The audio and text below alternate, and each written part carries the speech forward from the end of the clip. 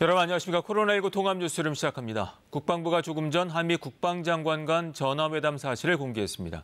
한미 방위비 분담금 협상이 지지부진한 가운데 미 국방부가 이 백악관에 주한미국 감축안을 보고했다는 보도까지 나온 상황인데요.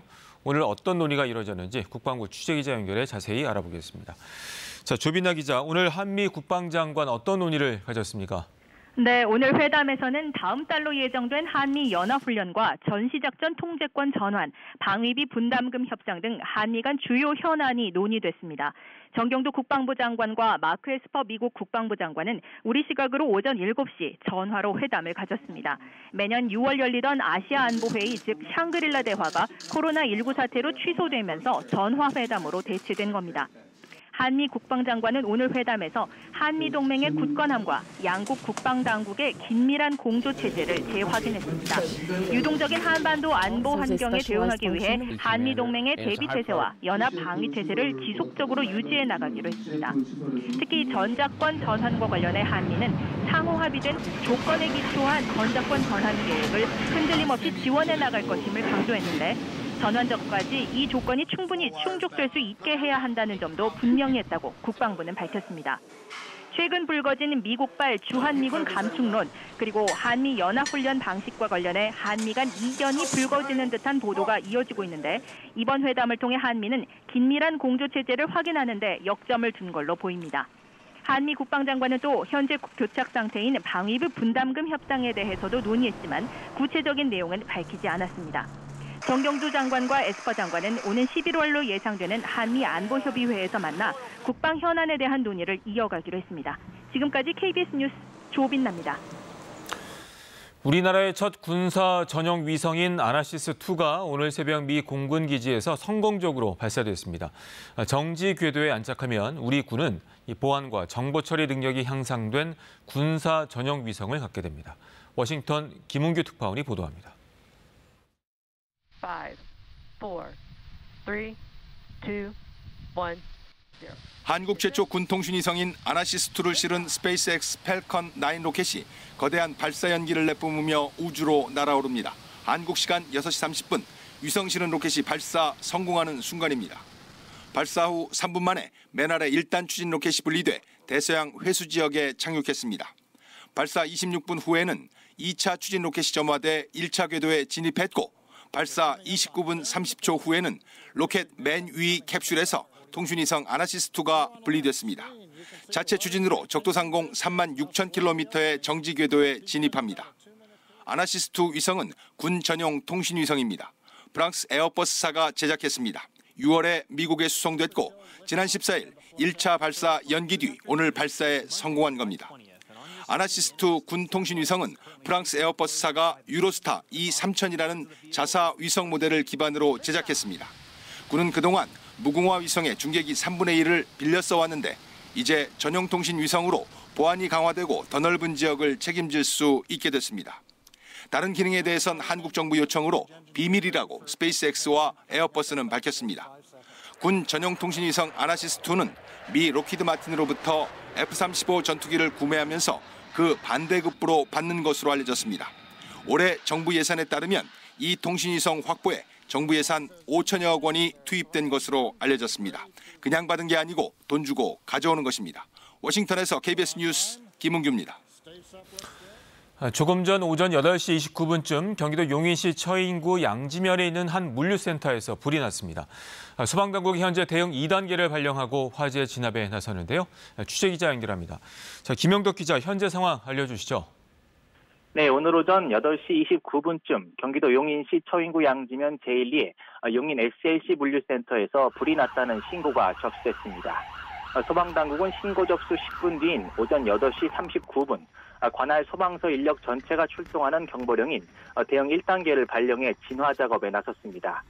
또 9시 10분쯤에는 소방대응 2단계를 발령했는데요. 소방대응 2단계는 중형 재난에 발령되는 단계로 일반적으로 1단계 발령으로도 대응이 어려울 것이라고 판단될 경우 발령됩니다. 소방서 측은 아직 인명피해 여부는 확인되지 않았다고 밝혔지만 지하층에 요구조자 5명이 있는 것으로 추정되며 요구조사가 많아서 대응 단계 상향 발령했다고 밝혔습니다. 소방당국은 차량 63대, 인력 120명이 출동해 진화 작업을 벌이고 있다고 밝혔는데요. 불길을 잡는 대로 자세한 화재 경위를 조사할 방침입니다. 지금까지 경인 취재센터에서 KBS 뉴스 김영덕입니다. 또 오늘 새벽 경북 구미의 한 반도체 제조업체 공장에서 유해 화학 물질이 유출됐습니다. 당시 현장에 있던 근로자 7명이 병원으로 이송됐고 한때 주민 대피령이 내려졌습니다. 보도에 이종영 기자입니다. 오늘 새벽 1시 47분쯤 경북 구미의 반도체 업체 KC에서 유독성 물질인 트리클로로실란이 유출됐습니다. 공장 내 가스 보관 탱크 일부가 파손되면서 안에 들어있던 트리클로로실란 113kg이 유출된 것으로 파악됐습니다. 트리클로로실란은 반도체 부품 제조 공정에 쓰이는 무색의 액체로 흡입할 경우 호흡곤란과 두통, 어지러움을 초래하는 유독물질입니다. 이 사고로 현장에 있던 근로자 7명이 병원으로 옮겨졌지만 검사 결과 큰 이상이 없어 지금은 모두 퇴원한 상태입니다. 신고를 받고 출동한 소방당국과 구미시는 유독성 물질이 새는 것을 방지하는 작업에 주력해 사고 발생 2시간 만에 누출을 막았습니다. 이와 함께 경상북도는 주민들에게 대피 문자를 발송했습니다. 사고가 난 지 1시간 만인 오전 2시 44분에서야 대피하라는 내용의 문자를 발송해 늑장 대처라는 반발을 사고 있습니다. 소방당국은 오늘 오전 4시쯤 공장 주변에서 유해화학가스 불검출 사실을 확인하고 상황을 해제했습니다. 소방당국은 정확한 유해가스 유출 규모와 사고 경위를 조사하고 있습니다. KBS 뉴스 이종영입니다. 다음 소식입니다. 박원순 전 서울시장의 성추행 의혹을 가장 먼저 인지한 것으로 알려진 임순영 서울시 젠더특보가 오늘 새벽까지 경찰 조사를 받았습니다. 경찰은 임 특보를 상대로 성추행 의혹을 알게 된 경위 등을 조사한 것으로 전해졌습니다. 박영민 기자입니다. 경찰 조사를 끝낸 임순영 서울시 젠더특보가 건물 밖으로 나옵니다. 어제 저녁 9시 30분쯤 참고인 신분으로 경찰에 출석한 지 5시간 반 만입니다. 시장님한테 보고하신 내용 누구한테 들으신 거예요? 임 특보는 박원순 전 서울시장에 대한 성추행 고소장이 경찰에 접수되기 전에 박 전 시장에게 불미스러운 일이 있었는지 질문한 것으로 알려졌습니다. 이 때문에 박 전 시장이 자신의 피소 사실을 어떻게 인지했는지 의혹을 풀어줄 핵심 인물로 꼽힙니다.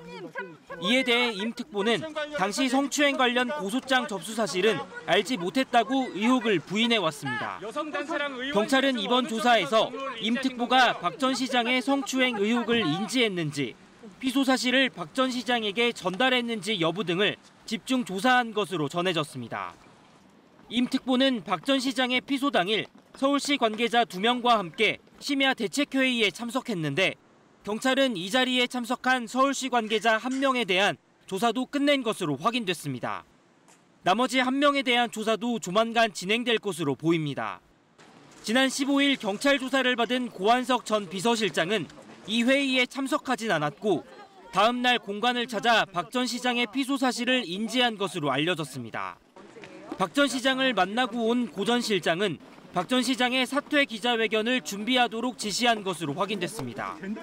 경찰은 박 전 시장의 사망 현장에서 입수한 휴대전화에서 확보한 통화 목록에 등장하는 인물을 차례로 불러 조사하는 등 수사에 속도를 내고 있습니다. 경찰은 오늘 그동안 진행된 수사 경위에 대해 설명하는 자리를 가질 예정입니다. KBS 뉴스 박영민입니다. 수돗물 유충 신고가 인천과 경기도는 물론 서울에서도 잇따르면서 정세균 국무총리가 전국의 모든 정수장에 대해 긴급 점검을 지시했습니다. 박효인 기자입니다. 욕실 바닥에 작은 벌레가 기어갑니다. 수돗물에서 나온 겁니다. 샤워하려고 이제 물을 틀었는데 검정색 물질 3개가 갑자기 튀어나오길래 바닥을 좀 2마리는 이제 쓸려서 이제 하수구로 내려가고 하나는 봤는데 이제 그 벌레더라고요. 샤워기 필터에서도 벌레로 추정되는 물체가 발견됐습니다. 뉴스에 보도되었던 모기 유충하고 같은 형태였고 필터를 빼서 관리사무소에다가 연락을 한 겁니다. 서울 영등포구와 중구 중랑구에서도 수돗물 유충을 발견했다는 신고가 잇따르고 있습니다. 파주와 안양 등 경기 지역 신고도 10여 건에 이릅니다. 유충이 처음 발견된 인천에서는 이미 신고가 600건을 넘었고 실제 확인된 것만 160여 건입니다. 인천 공촌에 이어 부평 정수장과 배수지에서도 깔따구 유충으로 추정되는 물체가 발견됐습니다. 이곳 부평 정수장은 활성탄 여과지는 물론 오존 소독조 등 고도 정수 처리설을 갖췄습니다. 하지만 유충 발생을 막지는 못했습니다. 특히 오존 소독조는 외부에서 벌레들이 들어갈 수 없는 폐쇄형 구조여서 시설 관리에 문제점이 제기되고 있습니다. 유충 발생 신고가 시작된 지 열흘 이상 지났지만 원인은 파악하지 못한 상태입니다. 상수도와 생물 분야 전문가로 구성된 합동 정밀조사단까지 투입됐습니다. 정밀조사를 통해서 수돗물 유충의 발생 원인을 밝히는 게 급선무고요. 또한 재발 방지 대책도 함께 마련해 나갈 예정입니다. 정세균 국무총리는 전국 정수장 480여 곳을 긴급 점검해 더 확산되지 않게 하고 재발 방지책을 마련하라고 당부했습니다. KBS 뉴스 박효윤입니다.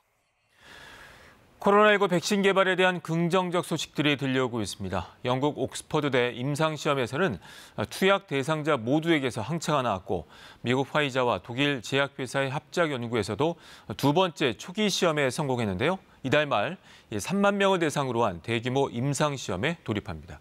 김덕훈 기자입니다. 영국 옥스퍼드대가 개발 중인 신종 코로나 바이러스 감염증 백신 투약 대상 100%에서 항체가 발견됐습니다.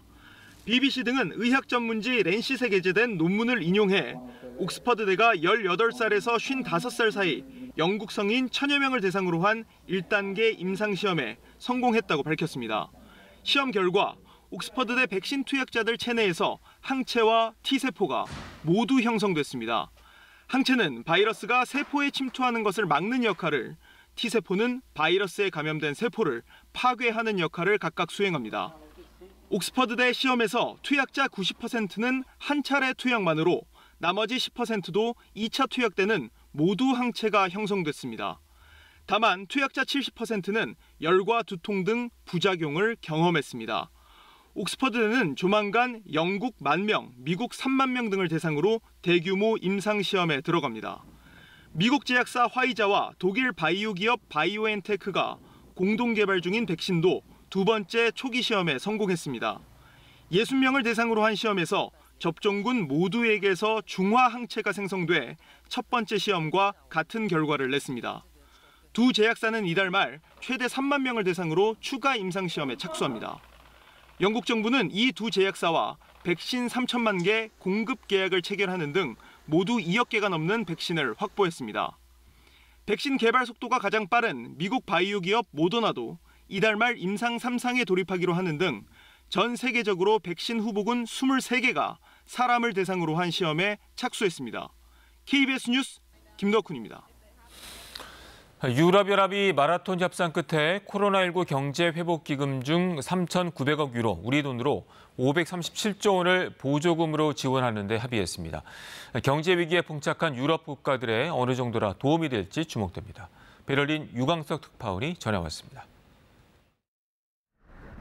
코로나19 사태로 닥친 경제 위기 극복 방안을 논의하기 위해 모인 유럽연합 27개 회원국 정상들.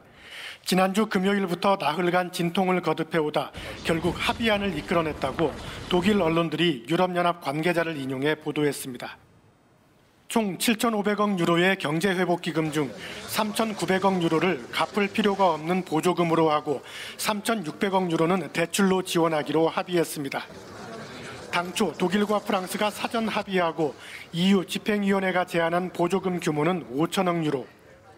이에 대해 네덜란드와 오스트리아, 스웨덴 등 재정적으로 안정된 5개 회원국은 보조금 규모는 최대 3,500억 유로까지만 수용할 수 있다고 주장했습니다. 기금 지원에는 노동시장과 경제개혁, 법치주의 준수 등의 조건이 전제돼야 할 것도 요구했습니다. 하지만 이탈리아와 헝가리 총리 등이 이 같은 부대 조건에 강력 반발하면서 협상이 난항을 겪었습니다.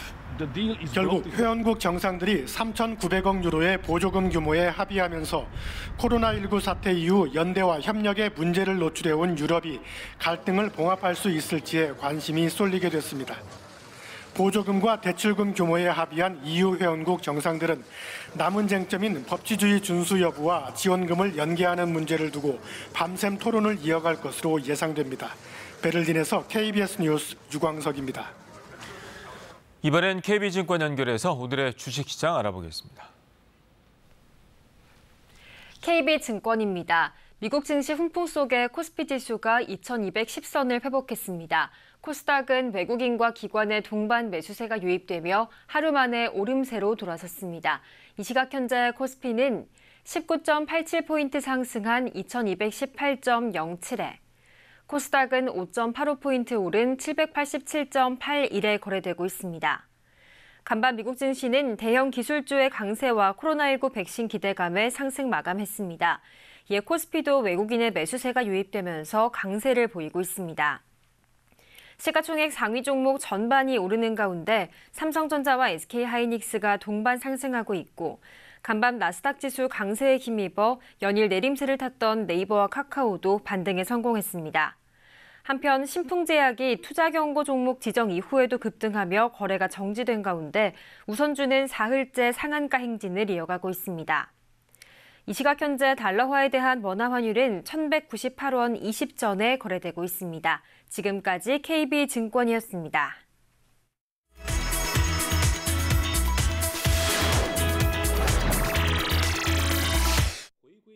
이번 주부터 베이징시를 중심으로 6개월 넘게 문을 닫았던 극장들이 속속 문을 엽니다.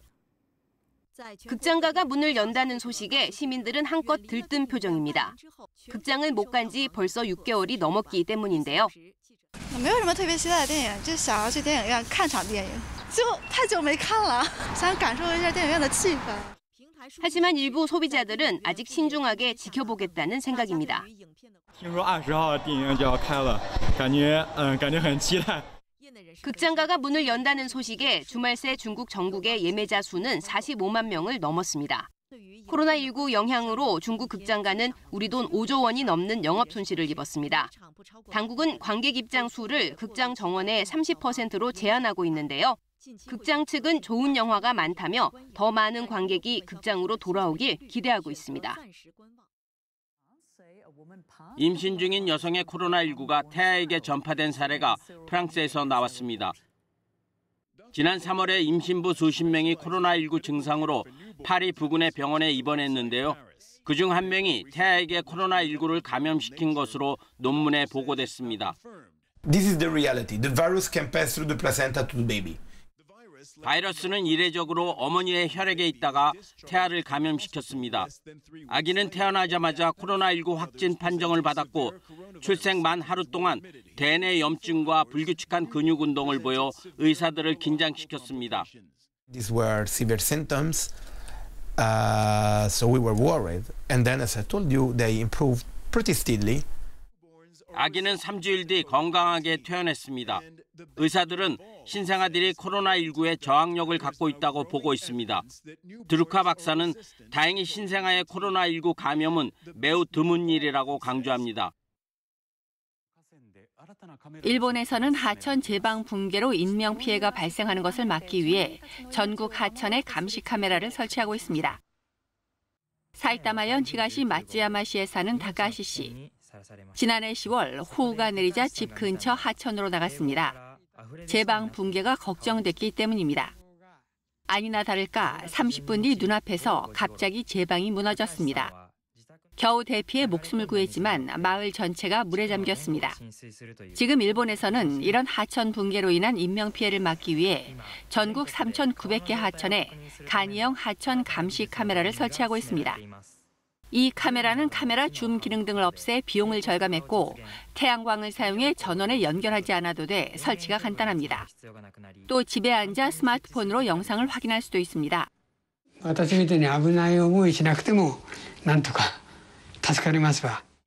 다카시 씨가 사는 하타야마지구 자치회는 누구든 하천 영상을 볼 수 있도록 주민들이 단체 채팅방을 만들어 카메라 영상을 공유하고 있습니다. 코로나 시대에 독일에선 유례없는 캠핑카 붐이 일고 있는데요. 육지의 캠핑장이 포화 상태에 이르자 이제는 하우스보트를 이용해 수상 캠핑을 즐기려는 시민들이 급증하고 있습니다. 독일 최대의 내륙호인 메클렌부르크 포어포머른주의 뮤리츠호. 깔끔하고 모던한 스타일에서부터 일반 가정집이라고 해도 손색이 없을 정도로 없는 게 없이 갖춰진 수상 보트까지 이곳에선 개성 만점의 하우스보트들을 볼 수 있습니다. 빌리는데도 보험을 포함해 하루 18만 원 선에서 90만 원 선까지 가격도 천차만별입니다. 메클렌부르크 포어펌머른주의 경우 코로나를 감안해 하우스보트 모임을 하더라도 최대 10명까지만 모일 수 있도록 허용하고 있는데요. 가족이나 친구끼리 소규모로 휴가를 즐기기엔 안성맞춤입니다. Es ist einfach Entspannung pur. Diese 5 Tage Bootsurlaub ist für mich wie 14 Tage am Strand liegen.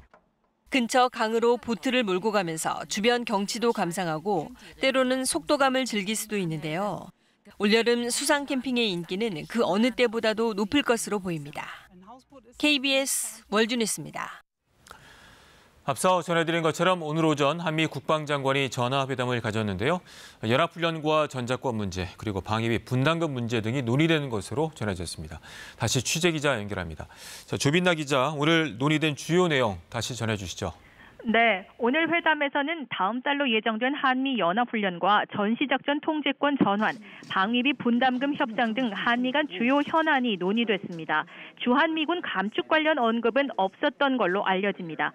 현재 회담에서 오간 내용을 국방부 당국자가 기자들에게 설명하고 있습니다.